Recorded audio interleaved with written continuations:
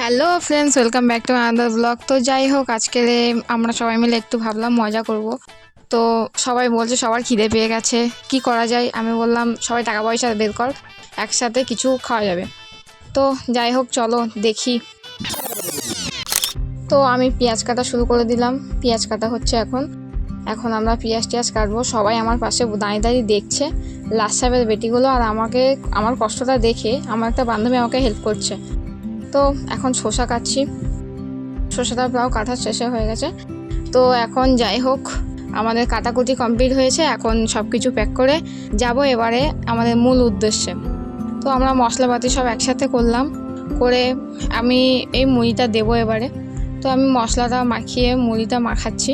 সবাই বলছে সবার খিদে পেয়ে গেছে, তো বলছে একটু অপেক্ষা তো কর। তা সবাই ছটফট করছে, খিদে পেয়েছে।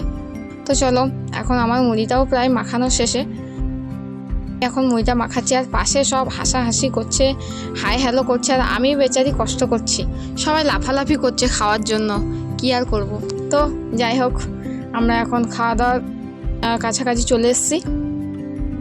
ইনফ্যাক্ট আমরা খাওয়া দাওয়া চালুও করে দিয়েছি। আর আমি আমার বান্ধবীকে একটু খাইয়ে দিচ্ছিলাম। তো তাকে বলছি, আয় আমার কাছে, আমি একটু খাইয়ে তো দিই অন্তত, হা কর। হা করেছে। তারপর খাওয়া দাওয়া শেষে আমরা এখন ঠান্ডা খাবো, খেয়ে একটু পেটটাকে ঠান্ডা করবো। ঝাল খেয়েছি তো পেটটা গরম হয়ে গেছে। তো আমাদের এখন খাওয়া দাওয়া চলছে, সবাই সবারটা নিয়ে নিচ্ছে, আমার কথা কেউ ভাবছে না। তো আমার জন্য দেখি আমার একটা বান্ধবী ভাবলো।